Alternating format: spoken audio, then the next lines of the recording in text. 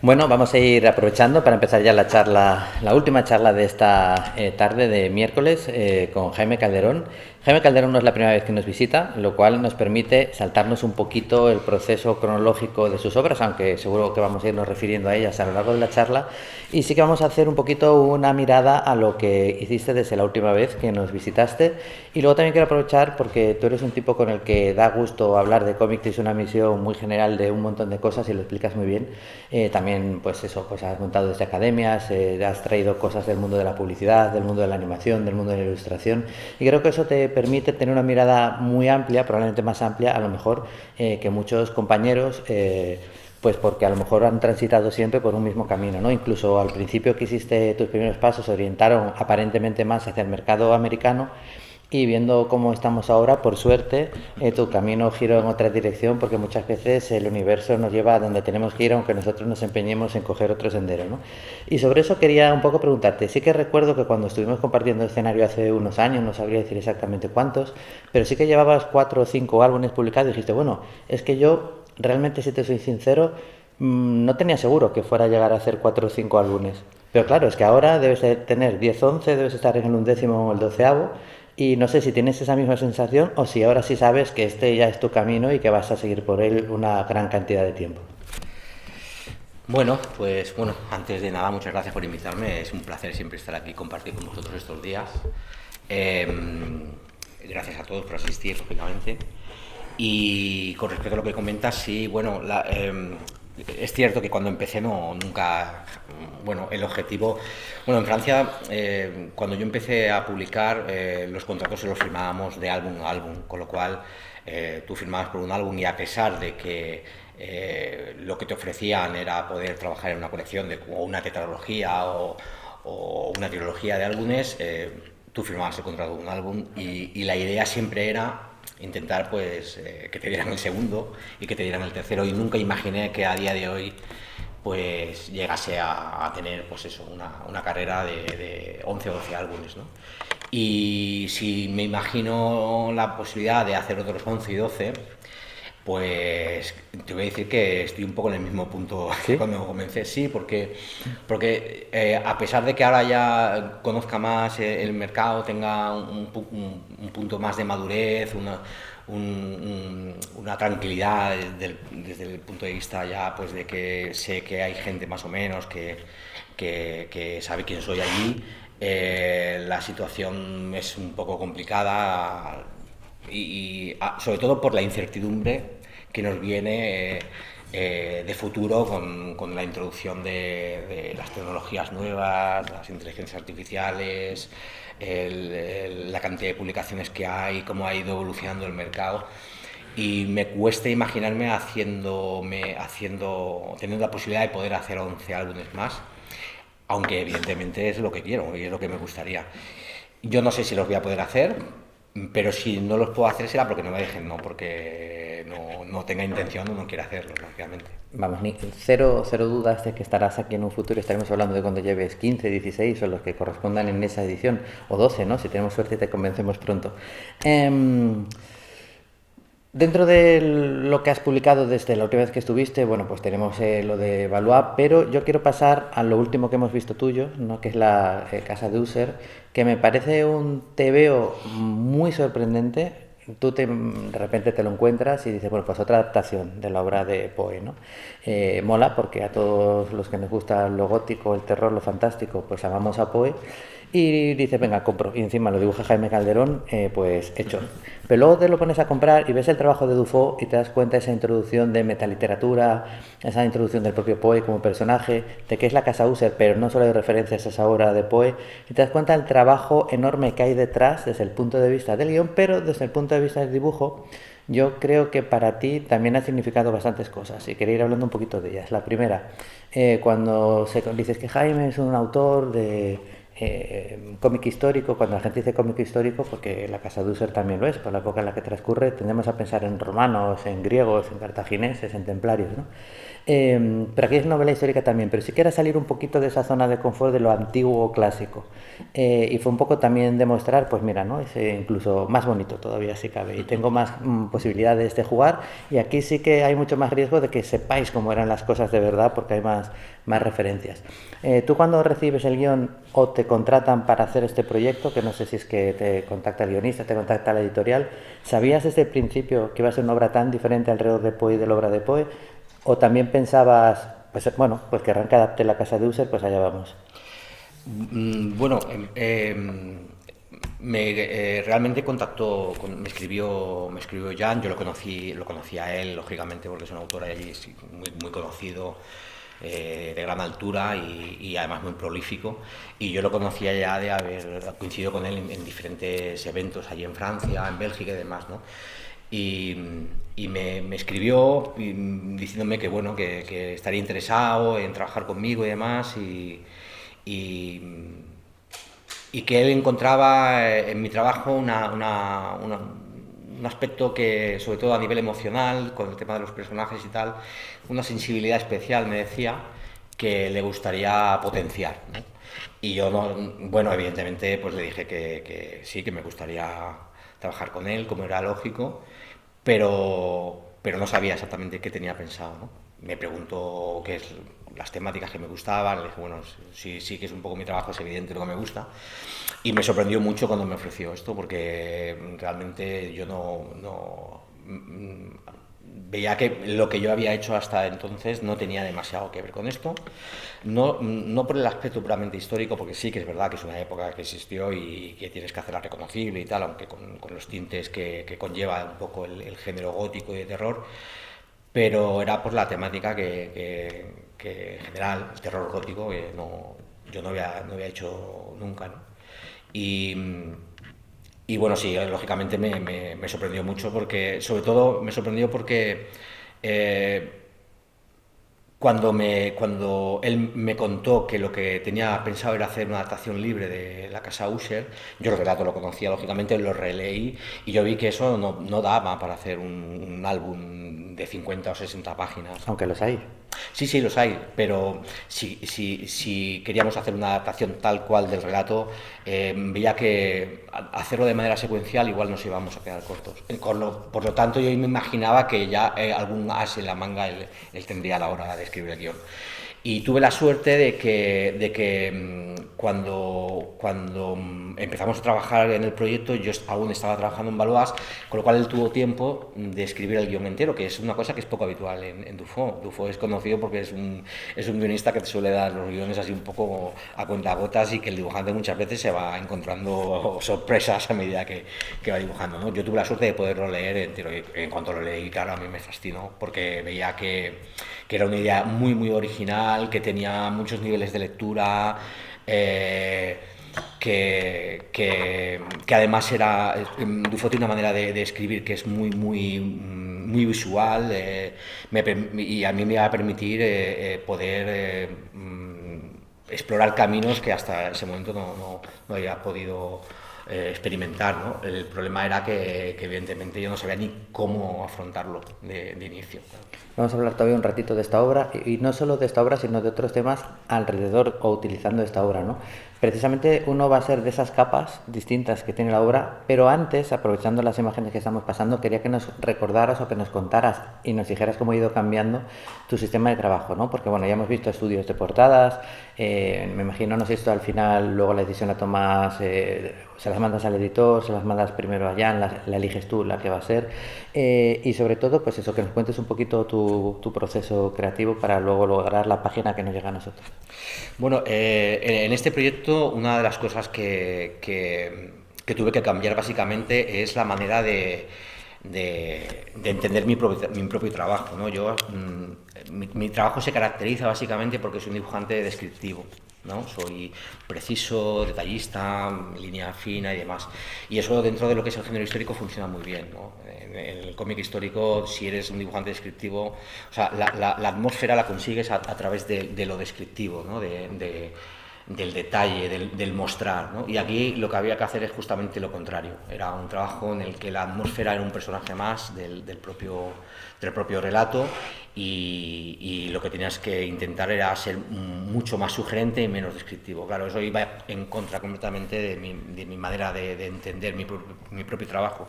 Con lo cual tomé la decisión de hacer el color. Es decir, hasta ese momento yo había trabajado siempre con coloristas y cuando trabajas con un colorista, una de las cosas que implica es que le tienes que dibujar todo para que el colorista sepa lo que hay en un segundo plano, en un tercer plano, en un cuarto plano.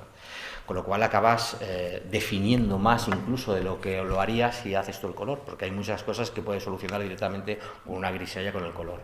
Entonces, desde el punto de vista técnico, el hecho de afrontar yo mismo el color ya implicó un cambio importante, que fue, yo no había hecho color en interiores de cómic y tenía ese punto de inseguridad y pensé, bueno, pues quizá voy a intentar aprovechar todas las virtudes que yo creo que tengo como dibujante e intentar adaptarlas a lo que requiere el proyecto. Y entonces fue cuando decidí hacer la grisalla, que era seguir el mismo proceso prácticamente que había llevado hasta ahora, que era el storyboard, página a lápiz, tinta, pero ya sobre el original en tinta lo que hacía era lo que estáis viendo un poco aquí, que era hacer una grisalla con lápiz de color negro.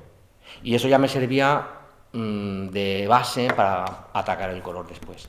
O sea, con eso ya conseguía la atmósfera, conseguía la textura y hacía que el color, a pesar de que fuera digital, tuviera un punto más cálido, ¿no? Y esto es lo que me ayudó a generar esas atmósferas y tal. Y bueno, eso es básicamente el cambio que ha habido con respecto a otros álbumes, viene determinado por esa decisión de empezar a colorear. A mí personalmente me parece que ha sido una suerte que este álbum finalmente el color eras tú, porque sí que creo que el color siempre juega un papel importante, tanto narrativo como a nivel plástico en todo cómic, pero en un cómic de una estructura gótica, de oscuros, yo creo que es muy difícil que lo pudiera controlar una tercera persona. Hay coloristas maravillosos y seguro que puede haberse llegado a un trabajo bueno, pero sí que me parece que este, que es más ambiental todavía, si quieres, que otro más atmosférico que otras obras, creo que ganó mucho pudiendo controlar tú ese trabajo. Sobre las distintas cosas con distintos niveles que se pueden encontrar, hay una que para mí subyace mucho en este trabajo, más allá pues eso de la metaliteratura, de ese universo creativo, de la iconografía de Poe, que es el proceso creativo, ¿no? Hasta qué punto las decisiones que va tomando una persona van cambiando la realidad de la obra que nos llega a nosotros, ¿no? Comentábamos ayer que hace años aquí en Avilés se hizo una exposición que se llama Procesos y que, bueno, pues cogía una pieza y a partir de aquí el autor tenía que decidir, son siempre decisiones, va a ser en blanco y negro o va a ser en color. Entonces, cuando coges una, la otra ya no existe, son universos alternativos que se pierden en el mundo de lo no creado, ¿no? Y cuando llegas al final ha habido un montón de posibilidades finales y en aquella exposición se trataba un poco de recoger el what if, ¿no? ¿Qué hubiera pasado si este autor en vez de escoger esto hubiera escogido otro?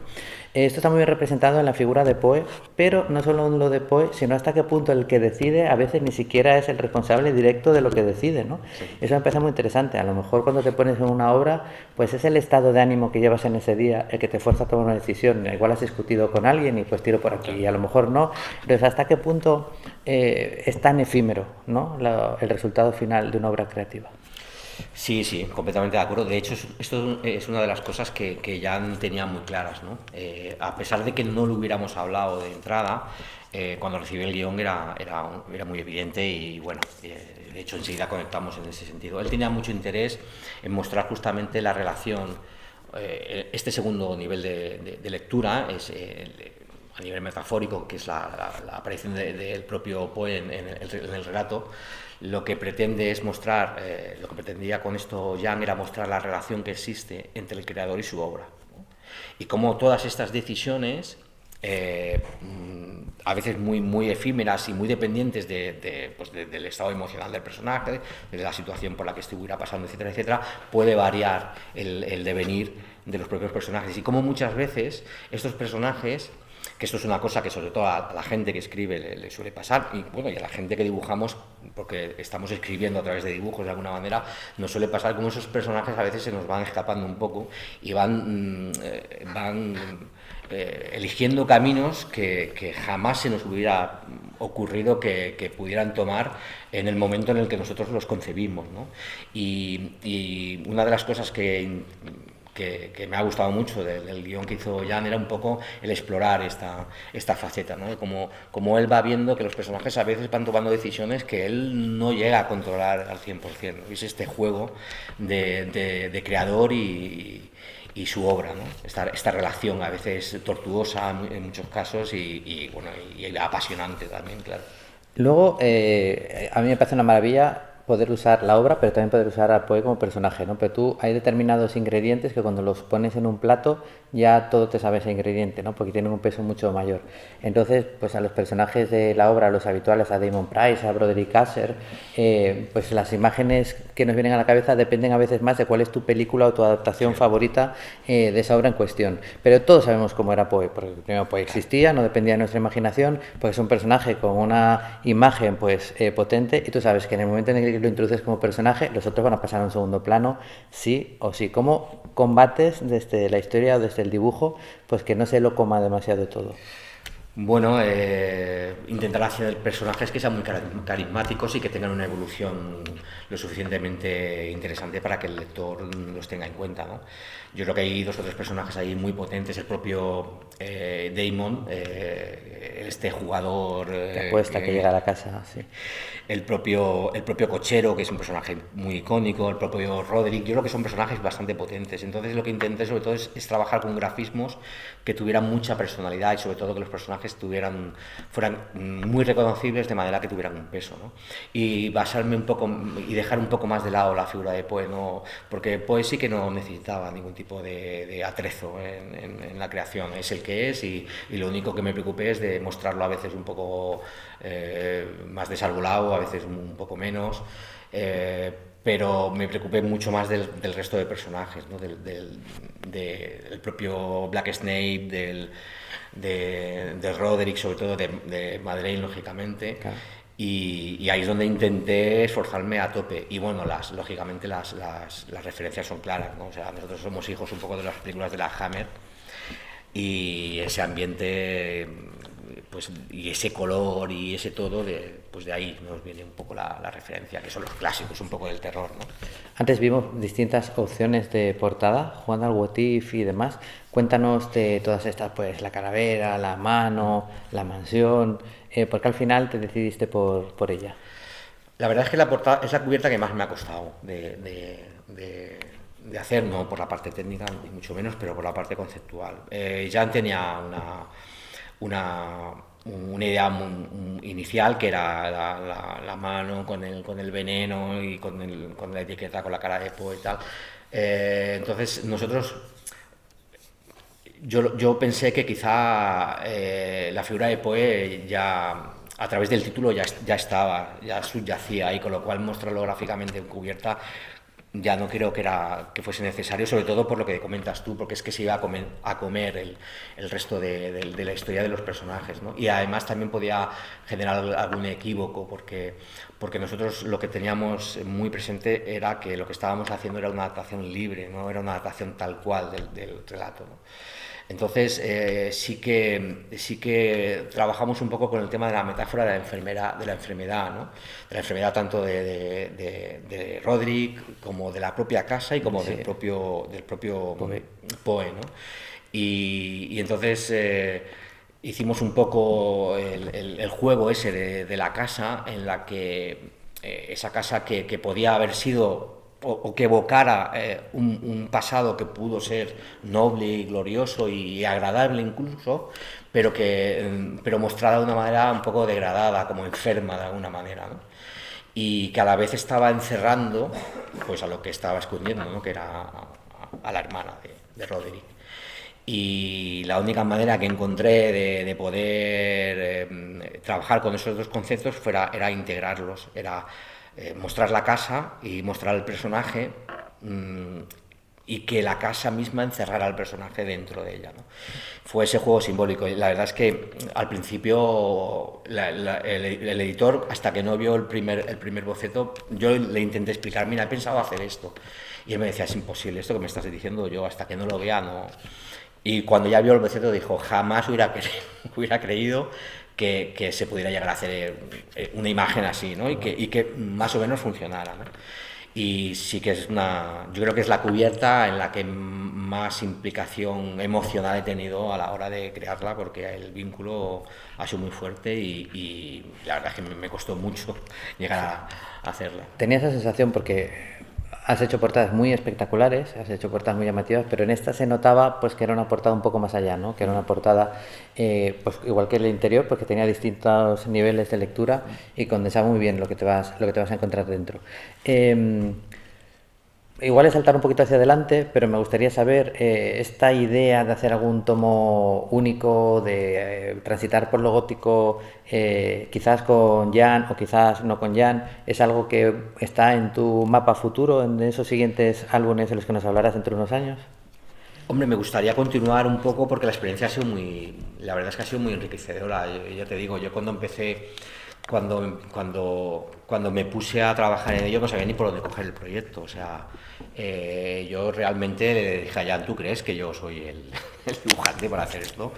En cambio, él yo creo que tenía él más confianza en que yo pudiera abordar el proyecto de una manera como se debía hacer que yo mismo, ¿no?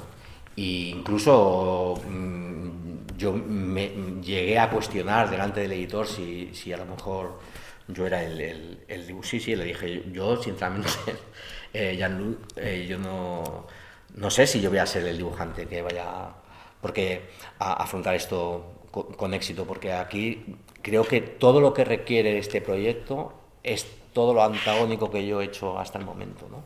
No soy un dibujante sugerente, ni mucho menos, no soy un dibujante que crea atmósferas a partir de lo indeterminado, todo lo contrario, a partir de lo descriptivo. Y como la experiencia ha sido tan chula y ha sido tan intensa, pues se abrió la posibilidad de empezar a trabajar en proyectos también de one shots parecidos, dentro de un poco como del mismo universo, pero trabajando con otros novelistas o con otros autores de referencia para hacer algunas adaptaciones que creemos que podrían ser interesantes. Y hablamos de la posibilidad, por ejemplo, de adaptar alguna cosa de Lovecraft, pero... Más indeterminado es difícil. Sí. Pero ya quizá ya era demasiado atrevido también afrontar eso, entonces estamos tratando de hacer alguna otra cosa ambientado también en el siglo XVIII con una novelista belga y tal, y un poco dentro del mismo universo. Lo que pasa es que como no sabíamos hasta dónde nos iba a llevar este proyecto y qué vida iba a tener y cómo íbamos a acabar los dos, al terminar el proyecto, qué nivel de satisfacción íbamos a tener, si nos iba a apetecer seguir trabajando o no. Bueno, pues el trabajo al final te lleva a hacer otras cosas. Yo me ofrecieron hacer una colección con Dargaud, tuve que firmar y ahora estoy un poco liado con eso, pero existe la posibilidad. Yo espero que Jan esté en forma, me pueda esperar unos par de años o 3 para continuar trabajando con él, porque la experiencia ha sido muy chula. Además, Jan tiene una cosa que me parece sorprendente, y es que una de las cosas que más complicadas nos resulta a los dibujantes que trabajamos con guionistas es acabar comprendiendo qué es lo que quiere el guionista. Muchas veces hay guionistas que son muy retóricos escribiendo, que te dan una cantidad de información que te limitan mucho a la hora de crear la página. O sea, son páginas donde la cantidad de información que tienes que mostrar es tantísima que tienes pocas opciones de experimentar elementos narrativos, composiciones de página. En cambio, Jan es muy visual. Y hay muchas secuencias en este álbum en el que la transición entre viñetas es muy corta, y eso te da una cantidad de posibilidades a la hora de crear páginas de muchísimas, la misma secuencia de muchísimas maneras tan diferentes, que ha sido como jugar con juguetes nuevos para mí. De hecho, aquí hay composiciones de página y hay cosas que no había hecho hasta ahora Nunca, porque tampoco había podido y porque el género tampoco me lo permitía. Te iba a decir un poco justo eso. A mí me sorprende lo que dices, ¿no? Supongo que ahora se ha cambiado un poco de opinión. A mí me parecía... Es que si piensas en los autores en la época de Warren y demás que han hecho las adaptaciones que más hemos conocido, tienen más en común contigo que con autores que lo estaban haciendo quizás en la época más moderna. A mí me parecía o sea, que tu estilo encajaba como anillo al dedo en lo que podía ser este proceso. Lo que pasa es que no lo habías hecho antes. Lo que yo no esperaba, y lo has adelantado tú un poco, es que no lo hicieras usando la misma narrativa, evidentemente la obra no lo pedía, sino que sí que arriesgaras mucho más en la composición de página en determinados momentos. Pero no da la sensación, y supongo que eso también es parte del ser dibujante, ¿no? No da la sensación como de que te haya resultado muy sufrido. O sea, da la sensación de que te ha surgido de una forma bastante natural esta narrativa diferente. Sí, sí, porque además es lo que comentabas un poco al principio. Yo soy un dibujante con influencias muy eclécticas, ¿no? O sea, he hecho mucho de todo. He trabajado en publicidad, he trabajado en animación, he trabajado en muchos ámbitos que de alguna manera me han ayudado a tener visiones muy distintas. Tengo también una influencia bastante importante del cómic americano. Yo creo que muchos de los dibujantes de aquí, España ha sido un poco un vivero de todo, ¿no? Del manga incluso, ¿no? Y no es así como la manera de afrontar el proyecto para trabajar las atmósferas y todo el tema de la creación y el diseño sí que me costó mucho y me dio mucho miedo. El tema de la narración ha sido todo lo contrario, o sea, me ha salido de manera muy natural y además súper divertido. Es que ha sido realmente un trabajo en el que he disfrutado mucho porque cuando tú ves que tienes la oportunidad de poder plantear la página de tantísimas maneras, porque el propio guión te lo permite, es alucinante, porque puedes hacer lo que quieras. Y en ese sentido ya me ha respetado mucho. O sea, bueno, me ha respetado mucho. Yo recibía mails que me decían, es que me sorprendo de cómo estás llevando las secuencias al nivel de visualización que yo tenía, ¿no? La escena, por ejemplo, del beso entre el hermano y la hermana, ¿no? Todo ese juego de composiciones que parece que nos vayamos acercando, alejando, tal. Viñetas horizontales a veces para ver cómo se iba hundiendo en el lago, en fin, pues todo eso él no te lo marca en el guión, lógicamente, pero es tan visual escribiendo que es muy fácil, o sea, es muy fácil, o sea, yo os recomiendo a todos que trabajéis con él porque es alucinante, vais a disfrutar muchísimo. Bueno, ya sabéis el truco, ¿eh? O sea, entre que se pone a hacerlo y que os podéis poner, tiene que pasar suficiente tiempo para que él le entregue completa la obra. Porque aquí ha habido versiones diferentes de trabajar con Dufaux, no sobre su calidad, no, sino sobre la espera, por así decir, ¿no? Sí. Pero claro, si todo va sobre ruedas, pues luego la calidad evidentemente es una locura. Vamos a hablar del cómic histórico de Jaime Calderón, por supuesto, pero aún me resisto a dejar del todo la casa User. Yo también he quedado atrapado ahí, no soy un personaje excepcional en ese sentido, pero en una charla hace muchos años que dio Esteban Maroto aquí con Luis García, comentaban sobre qué era lo que les parecía que era más difícil dibujar y lo que ellos creían que aunque le fuera difícil a otra gente, ellos se encontraban especialmente cómodo, ¿no? Bueno, pues surgen los caballos, no sé qué. Y una cosa que dijo Esteban es que generalmente los autores sufren mucho cuando tienen que dibujar música o a alguien tocando, ¿no? Porque sí, al final pues pones, pues eso, pues corcheas o un poco, ¿no? Tú te tuviste que encontrar en el momento en el que toca Broderick en la casa User la sinfonía. ¿Esto a ti te sumas entre los de, oh Dios, ¿cómo lo hago? ¿O para ti también es una cosa como para Esteban que te resulta sencilla? No, bueno, por un lado está la gestualidad del propio personaje, que además tocaba de una manera muy concreta. La descripción que hacía Jan era muy gráfica, era movimientos casi espasmódicos, ¿no? Un poco contrahechos, no tocaba de manera tranquila, fluida, tenía que verse un poco ahí, se tenía que transpirar un poco la enfermedad que tenía, ¿no? El personaje. Después, a nivel de la música, sí que es verdad que tuve problemas porque no sabía cómo encajarla dentro de mi estilo sin que pareciera un cómic humorístico, ¿no? De alguna manera. Además, yo de música no soy completamente neófito, no tengo ni idea, pero mi excuñada es guitarrista, es la primera la primera voz, la primera guitarra de la Orquesta de Guitarras de Barcelona, tiene una trayectoria musical importante, y entonces le pasé, Jan también toca, y tiene conocimientos musicales, y entonces pues en la descripción de lo que estaba tocando el personaje venía un poco lo que estaba tocando. Esta descripción se la pasé a mi cuñada y ella me escribió o sea, que eso que dibujé yo era una transcripción de lo que ella me dibujó, porque si hubiera que dibujar yo. Yo lo único que hice fue intentar incorporarlo de manera que fluyera y que se entendiera, ¿no? Y que generara un poco también un momento en el que parecía que, a pesar de que él tocaba de una manera un poco atormentada el piano, se extrapolara ese contraste con aquella música un poco más agradable, para después tocar la tecla, la nota diabólica, que es la que desencadena todo. Una pequeña nota. Igual, yo respecto a lo que decías antes de la IA, yo creo que algo que siempre nos va a fascinar, por mucho avance de la tecnología, que es la mano humana. Tú hoy en día, por CGI, te pueden hacer 400 soldados, pero cuando te dicen, no, no, esto ha sido con 400 soldados de verdad, o gente disfrazada de soldados de verdad, y como a la antigua usanza, la gente lo valora, ¿no? Entonces, la capacidad de crear obras como estas, ¿no? Donde está ahí cuidado el detalle para que se vea realmente la masificación, yo creo que es algo que siempre seguirá teniendo un valor más allá de la máquina.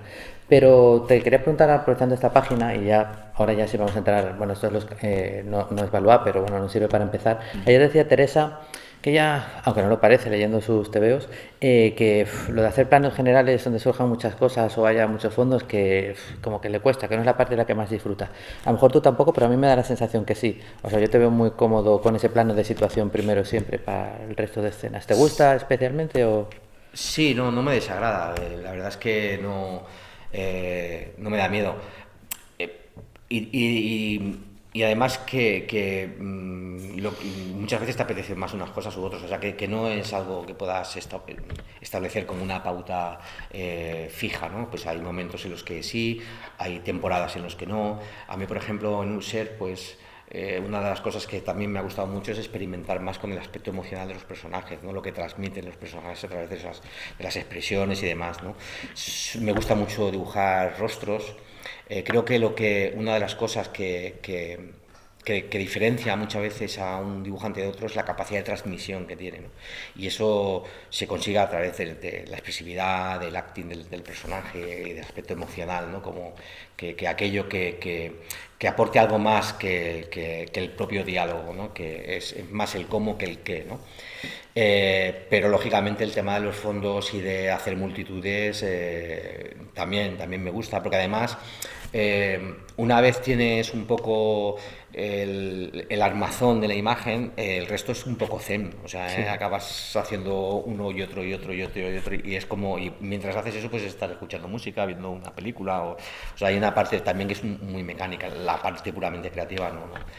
Y además, como es una cosa como enseño, como doy clases en la escuela y tengo que enseñar, pues es una cosa que ya el tema de la perspectiva, la figura humana en perspectiva y el trabajar con aglomeraciones de gente y tal, pues lo he acabado prácticamente naturalizando muchas veces porque tienes que acabar comprendiéndote a ti para poder explicar aquello que a veces a ti te sale de manera natural, ¿no?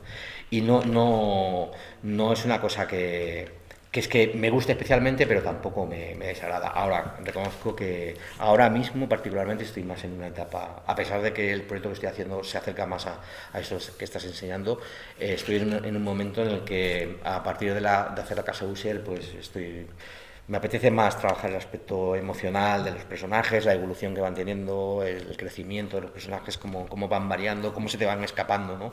Un poco lo que comentábamos al principio, la relación del creador con su obra, cómo esta se te va yendo. Y yo creo que es chulo, ¿no? Ver la evolución que hay desde la primera viñeta hasta la última del personaje, no solamente a nivel de guión, sino el propio aspecto. Muchas veces los personajes te van diciendo cómo son en relación a los actos que van tomando, ¿no? Cómo actúan es como acaban siendo, y muchas veces, a pesar de que te leas el guión entero, no acabas interiorizándolo hasta que no te pones ya la narración y vas viendo, hostia, es que este personaje... y ya no te sale tan guapo a lo mejor. Ya te sale un poquito más feo, porque a lo mejor se está portando un poquito feo también. Y esa evolución, yo creo que es interesante, ¿no? Poderla observar en un álbum. Yo también me parece que es muy significativo y muy decisivo el cómo, ¿no? Hoy en día, si uno no es muy lector de cómic, pero coge un cómic de una estantería accidental de una librería especializada, hay determinado tipo de dibujos que nada más lo ven y dicen wow, ¿no? Y a lo mejor hay otros que la gente que leemos cómics valoramos más, pero para el público general igual están un poco más lejanos. Cualquiera que coge un cómic tuyo lo ve y dice wow. Pero los que leemos cómic sabemos que hay muchos dibujantes que dibujan espectacularmente bien. El cómo, que es luego cómo mueves todo eso dentro, es lo que yo creo que hace la diferencia y hace que esa marca, ¿no?, de Jaime Calderón funcione tan especialmente bien. Dentro de esta marca, en el cómic histórico, sí vamos a entrar ya en Valois, ¿no?, que es cuando nos llevas otra vez a la Europa clásica, de final de la década del siglo de 1400, una Italia efervescente, una Francia que acaba de terminar la guerra de los 100 años y tiene que cruzar por Italia porque vamos a hacer una nueva cruzada, vamos a rescatar otra vez la figura de Jesucristo de esos infieles, etcétera, etcétera. Y era un momento de una efervescencia donde todo pasaba muy deprisa y a veces se cambiaban de rey porque uno había muerto y en otro lado todavía no se habían ni enterado y tardan tiempo en enterarse y cuando se enteran ya no está el que tiene que ser, ¿no?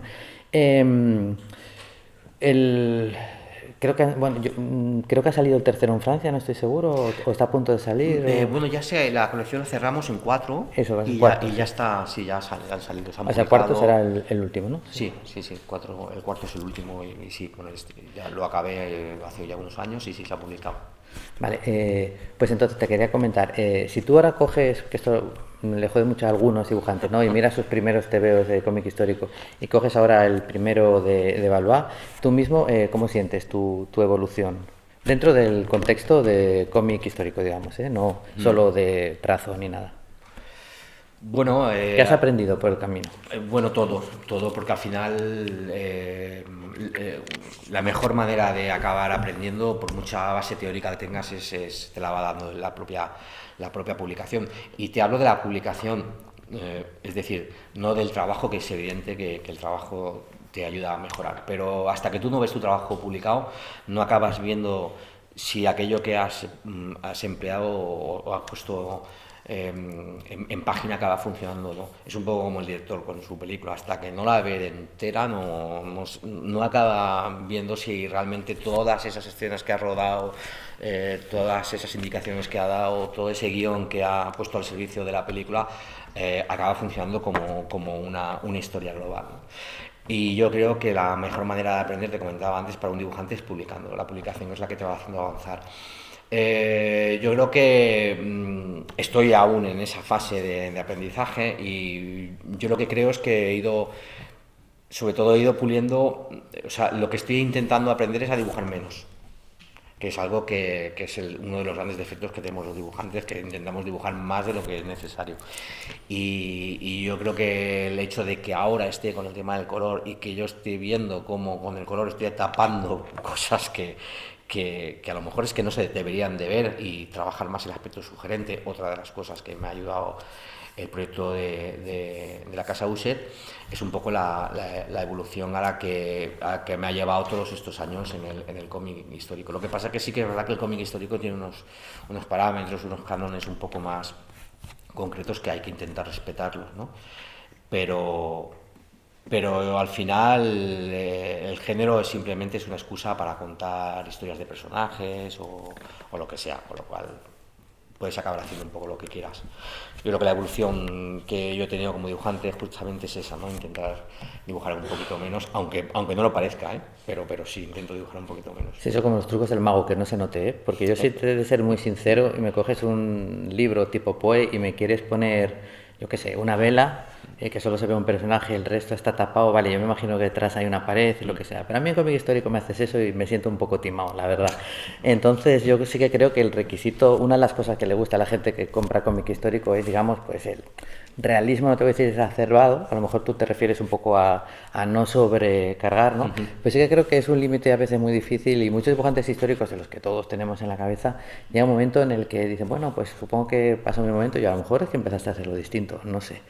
Digo, así que, y esto, cuando dijiste que habíais terminado en 4 lo de evaluar, ¿qué es decir que tú ya los tienes dibujados o Sí, sí, están publicados. están publicados allá? Están Vale, es que publicados, sí, sí, pensaba que están solo había salido el publicados tercero. y sí, la colección de momento la hemos... está abierta, o sea, hay la posibilidad de poder seguir trabajando con los personajes, pero en principio nos hemos tomado un descanso porque también yo con Thierry ya llevaba 6 tomos. Y uno de los inconvenientes que tenemos los dibujantes que trabajamos mucho tiempo con un mismo guionista es que llega un momento en que los guionistas, igual que los dibujantes, se van repitiendo. Es decir, llega un momento en que esa posibilidad de evolucionar acaba estancándose. Y la única manera de poder evolucionar y poder explicar de maneras distintas es trabajando con gente distinta. Yo creo que la época de Thierry y mía en el cómic histórico se tenía que frenar en el tomo 4, no es porque Habéis hecho muchos de todas formas, sí. pero creo que cada uno necesitaba un poco también encontrar sus caminos independientes y por qué no volver, claro, porque bueno, la colección tiene potencial. Bueno, entonces cuéntanos, ya nos has dicho que te gustaría hacer algo parecido a la Casa User, pero ya nos has dicho que has terminado Valois, luego damos por hecho que estás haciendo algo entre Valois y esa posibilidad que nos decías. ¿Qué estás haciendo ahora? Estoy trabajando en un peplum que está ambientado Peplum es la época de la República de Roma, básicamente es el momento de las primeras invasiones celtas, el Vae Victis un poco del rey Brenos Galo, pero realmente te comentaba, al final es un poco una excusa para hablar de un personaje, ¿no? En este caso es un personaje femenino que tenía muchas ganas de volver a trabajar después de Isabel con un personaje femenino principal. Una de las cosas que he podido experimentar poco es el trabajar con personajes durante tiempo. En Valois sí que trabajé con Henry y Blasco sí, durante 4 tomos, pero la experiencia, por ejemplo, que tuve con Isabel fue completamente distinta. Ahí sí que hubo una empatía había un vínculo emocional con el personaje muy bestia, al punto de que cuando se acabó la historia en 2 tomos, ostras, pasé por un periodo un poco de duelo, ¿no? Y de hecho eso fue una de las excusas para que Thierry y yo emprendiéramos la aventura de Valois, ¿no? Se nos quedó un poco como corta la historia esta, ¿no? Y lo que estoy trabajando ahora es un personaje que tiene un potencial también muy grande, es un personaje femenino en un mundo hipermasculino y es un poco esa lucha interna de ese personaje entre lo que se espera de ella y lo que ella realmente quiere y cómo evoluciona ese personaje a lo largo de todo lo que le conlleva todo lo que el devenir que el guionista ha pensado para ella, ¿no? Hay un contexto histórico muy potente que es la invasión de los galos a Roma, hay mucha batalla, hay mucha aventura, es un cómic bastante fresco y además me ha dado la oportunidad de poder seguir trabajando con el color, lógicamente con una paleta un poco distinta a la de la Casa User, porque estamos en Roma en verano, con lo cual los colores no pueden ser iguales, pero la técnica que he utilizado es la misma, quizá con menos carga de negro. Y es un paso más dentro de este proceso de investigación en el que ahora me encuentro con todo este tema del color y tal, que yo creo que de alguna manera está mostrando un poco un trabajo que tiene más que ver conmigo al final, porque para bien o para mal, yo he trabajado con grandísimos coloristas y demás, pero creo que lo que se ha visto en la Casa User o lo que se verá en mi propio trabajo, el siguiente que se publique mío, va a tener más que ver conmigo que lo que había hecho hasta ahora, lógicamente sin desmerecerlo, porque ahí está el trabajo. Claro. ¿Y quién es el guionista del Peplum? Yves Sente. Yves Sente. Es un guionista belga también. Sí. Yo lo que estoy intentando es trabajar con los mejores ahora para aprender y que llegue un momento en que yo pueda escribir. Es lo que te iba a preguntar justo. Pues sí. Ya cogiste el color también, dentro de poco ya también te ves. ¿Y cómo sería en tu...? Bueno, porque cuando alguien piensa eso es que ya en su cabeza tiene ideas y dice, bueno, cuando esté lo suficientemente preparado y me sienta seguro, haré esta, que la llevo pensando 12 años o 15 años. ¿A qué momento histórico o a qué género te nos irás primero cuando puedas? La primera que me gustaría escribir, si el día que aprenda y me encuentre con ganas, me gustaría escribir hacer una historia en torno a a Akenatón, que es el rey hereje, ¿no? El primer monoteísta de la historia y que volvió loco el reino de Egipto De arriba abajo, sí. en aquel momento, ¿no? Y eso fue por la fascinación que sentí por el personaje a través de la novela de Sinué el egipcio, que cuando leí pues me encantó. Y además pienso que visualmente el color, la atmósfera de esa época es muy evocadora y debe ser muy... Tengo muchas ganas de poderla llevar a cabo porque a nivel artístico o gráfico pues también creo que me lo puedo pasar muy bien. Y el personaje me fascina. Tuve la oportunidad además de viajar a Egipto y estar allí en el museo y conocer más en profundidad la historia del personaje. Me parece un personaje que además que creo que no está muy explotado. Hubo una época que parecía que había como un boom, ¿no? Precisamente alrededor de Sino el egipcio y otros cuantos que estaba como muy de moda, pero fue como un poco algo que desapareció Sí, un poco muy del efímero, mapa. muy efímero. Uh-huh. ¿Y cuándo fue ese viaje a Egipto? Hace ya años, era cuando aún se podían visitar las pirámides. ¿Y porque tú ahora están ahí ya cerradas. tenías en la cabeza la idea Sí, de, sí, de sí. tal? Sí, Pues sí, entonces sí, eso sí. ya está ahí macerado lo Sí. suficiente para que no tengas que esperar demasiado, supongo. Sí, la verdad es que es una historia que la tengo ahí en la cabeza hace un montón de años. Lo que pasa es que evidentemente me falta el tiempo, pero yo me gustaría, o sea, antes de acabar mi carrera, me gustaría, dentro de esos 12 tomos que Sí. ojalá pueda llegar a hacer, que uno de ellos sea ese. Y si no la puedo escribir entera, pues en colaboración, co-guionizando con algún compañero, lo que sea, tampoco me resultaría... ¿Y qué cambio, qué diferencia esencial has notado ahora trabajando con Yves Saint, por ejemplo, Dufault o Loris? Ostras, pues es que no tiene nada que ver, porque es que al final son personas, ¿no? Y uno cuando escribe es como... es como cuando al final le estás transmitiendo, entonces son tres personas que hablan diferente, entonces pues no tienen absolutamente nada que ver, o sea... Dufault, por ejemplo, te comentaba que es muy visual, es muy poético en su manera de transmitir lo que quiere mostrar, y en cambio, por ejemplo, Saint es hiperdescriptivo, pero hiperdescriptivo al nivel que dices, o sea, me está dando una cantidad de información que ya él sabe que no se va a poder mostrar, pero claro, muchas veces dudas, es que a lo mejor me estás siendo tan descriptivo en cosas que ya puedo llegar a dudar en saber qué es lo que pretendes, ¿no? Entonces, claro, es muy diferente. Y en cambio Thierry pues es como mucho más pragmático, ¿no? Es un guionista que va más al grano, no se anda con retórica, si es esto, y lo otro, mucho más técnico. Y cada uno tiene su manera, ¿no? Pero a mí me encanta eso, porque todo eso es lo que tú te vas llevando, ¿no? Para ti, les vas robando un poco ese ¿Este saber peplum hacer. cuántos tomos va a ser o es un único volumen? Hemos firmado por dos, Por dos. pero la idea inicial está planteada para que la evolución del personaje, para que se vea de manera lógica, sean cuatro tomos. En principio el editor tiene muy claro que los vamos a hacer, mucho más que yo. Hay que decirlo, o sea, yo soy bastante pesimista siempre, pero él es muy optimista.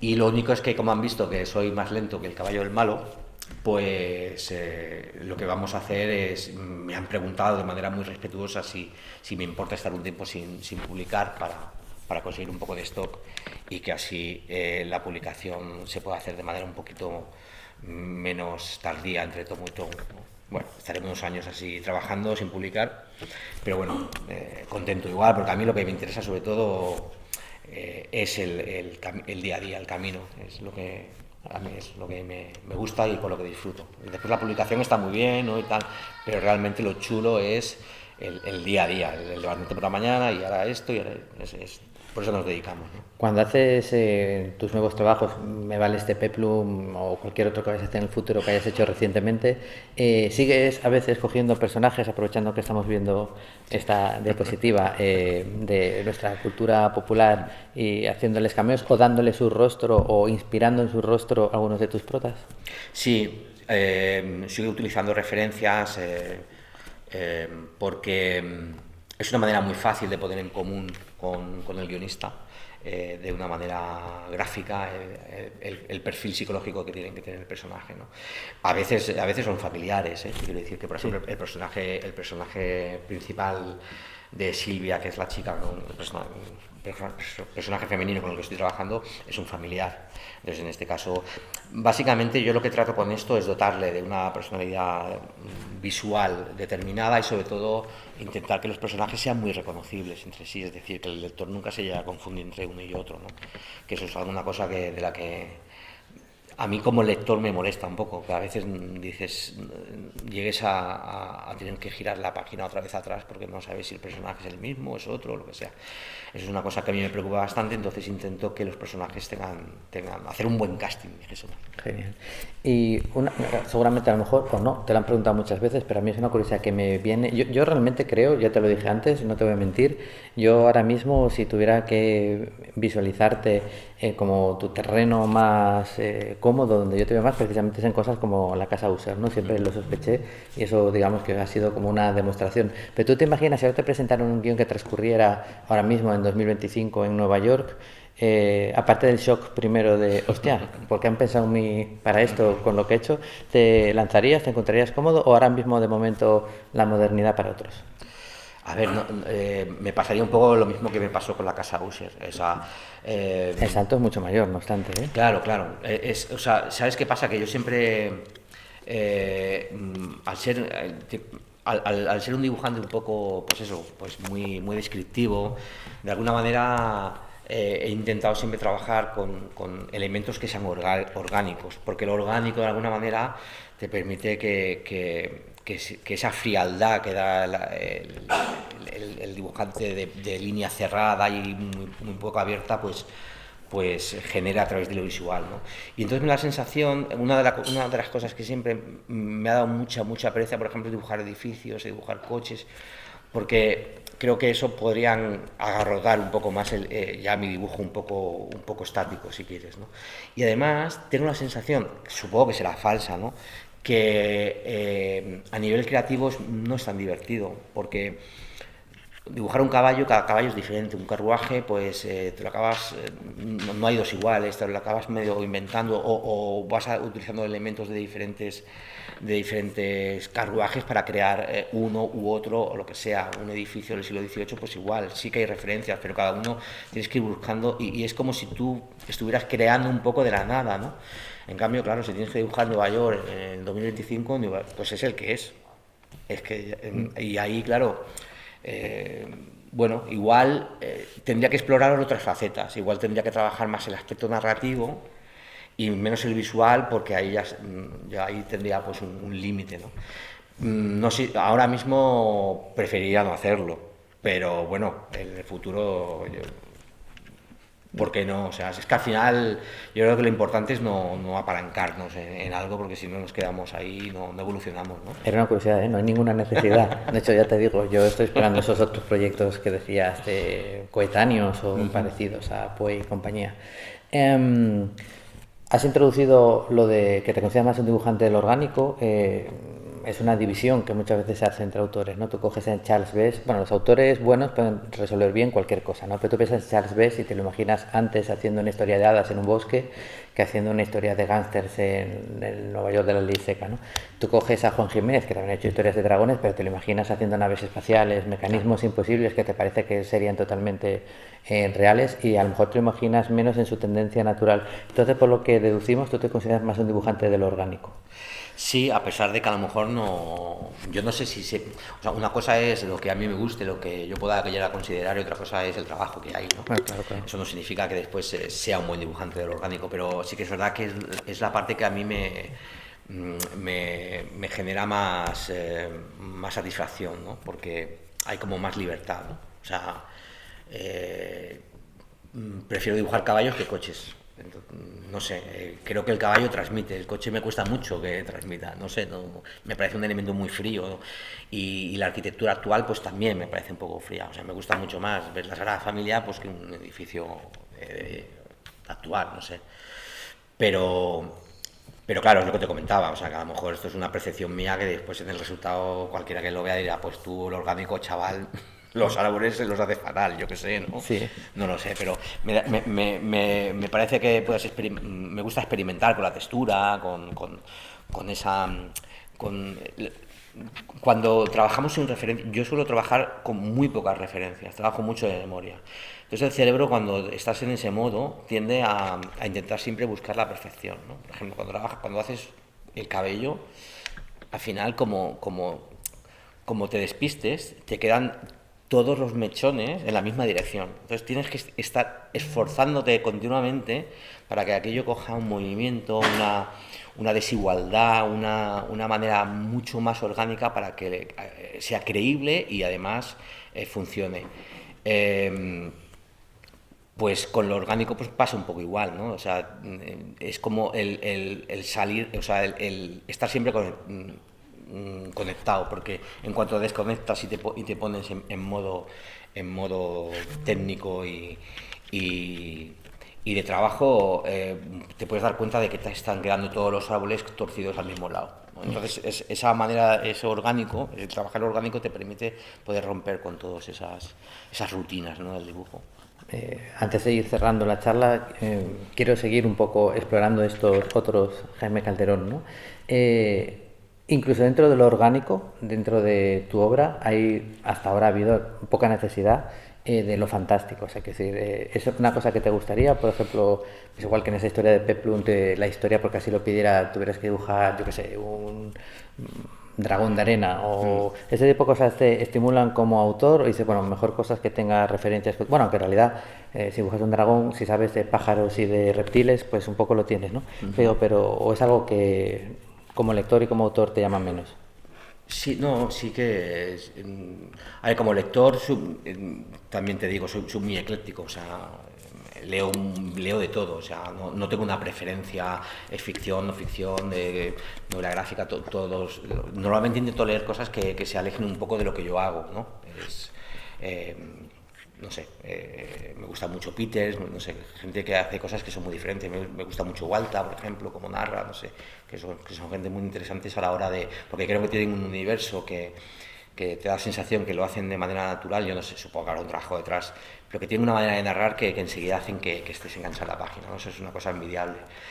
En mi caso, pues bueno, pues... no sé, la parte del orgánico y de lo fantástico, ahora creo que voy a tener la oportunidad de poder trabajar en ella, porque dentro de todo este universo está el universo de los druidas un poco, ¿no? Entonces ahí puede ser que ya tengan que empezar a explorar esos caminos. No sé si a un nivel tan de fantasía, pero sí que se van a dar elementos que me van a tener que obligar otra vez a entrar en esa fase de terreno inestable en el que tener que experimentar, porque no lo había hecho hasta ahora. Pero ¿sabes qué pasa? Que he trabajado mucho en publicidad y en trabajo por encargo, y he hecho como mucho de todo. Incluso he trocado estilos que no tienen nada que ver con lo que yo hago, estilo Disney, estilo caricaturas, he hecho tanto de todo. Y como además en la escuela de alguna manera te tienes que adaptar también a lo que trae la gente de fuera, pues te obligan a estar un poco al día de todo. Así que me costaría, como es lógico, porque no es una cosa en la que haya trabajado de manera recurrente, pero creo que al final, mejor que bien, pues no sé, pues saldría. Y espero que ahora con este tomo, pues, o sea, con esta historia que estoy haciendo, el tema acabe funcionando. Vamos a ver. Y luego también, ya ahora sí, ya lo vamos cerrando del todo. Todos tus álbumes, o la mayoría de tus álbumes, sobre todo cuando son integrales o recopilatorios, al final tienen de regalo al autor pues parte del proceso, pues de las páginas con los diseños de personajes. Ahora en la Casa User, en la edición, que además alguien la tenía por aquí, pues venía un librito pequeño, uno de las que se han hecho así de lujo, pues con todos tus bocetos de planificación de página. Ese tipo de material es algo que evidentemente salió el libro que estamos viendo de los caminos de Jaime Calderón. ¿Hasta qué punto, cuando uno hace el previo, ya le afecta a la hora de hacer material el saber que luego va a haber esta demanda o que puede haber esta posibilidad de edición? ¿Hasta qué punto es algo orgánico, de verdad lo necesito? O bueno, lo voy a hacer un poco más bonito porque luego lo vamos a poner en el extra. No, lo que afecta es en que no acabas tirándolo. Ah, vale. Porque, eso sí, porque yo antes era de tirar muchas cosas, ¿eh? O sea, yo los históricos los acababa tirando. Sí, porque no le daba ningún valor. O sea, era como un poco el previo y lo importante era el arte final, que era lo que se iba a publicar, con lo cual todo lo de antes. De hecho, fíjate que yo cuando hago hay gente que me dice, pero ¿cómo puede ser que entintes encima del lápiz? Que eso es es un sacrilegio. Es que a mí el lápiz, para mí es una fase. Pero como tengo que hacerla, me encanta hacer el dibujo a lápiz y por eso lo acabo más de lo que debería de acabarlo porque sé que después lo voy a entintar. Pero es que después también la parte de la tinta me encanta también entintar. O sea, me gusta mucho todos los procesos técnicos.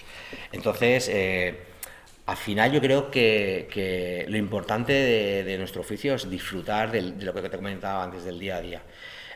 Y ya no es que estés pensando en que después eso se vaya a reproducir, sino en el disfrutarlo.